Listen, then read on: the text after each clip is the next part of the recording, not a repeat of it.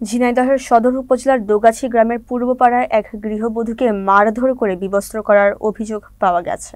শুক্রবার সকালে এই ঘটনা ঘটে। আহত গৃহবধূ হাসনা আরা ওই গ্রামের নাজমু বিশ্বাসের স্ত্রী, বর্তমানে ঝিনাইদহ জেলা সদর হাসপাতালে চিকিৎসাধীন। ভুক্তভোগীর পরিবার জানায়, সামাজিক আধিপত্য নিয়ে নজরুল ইসলামের সমর্থক ও সিরাজুল ইসলামের সমর্থকদের মধ্যে পূর্বে বিরোধ চলছিল। দোগাছি ইউনিয়ন পরিষদের নারী সদস্য শারমিন আক্তার বলেন, সকালে হাসনা আরা ও চাচাতো দেবরের স্ত্রী আখি খাতুন গ্রামের হাঁটতে গেলে হাজামবাড়ি মসজিদ এলাকায় প্রতিপক্ষের 10 থেকে 15 জন সদস্য তাদের পথ রোধ করে।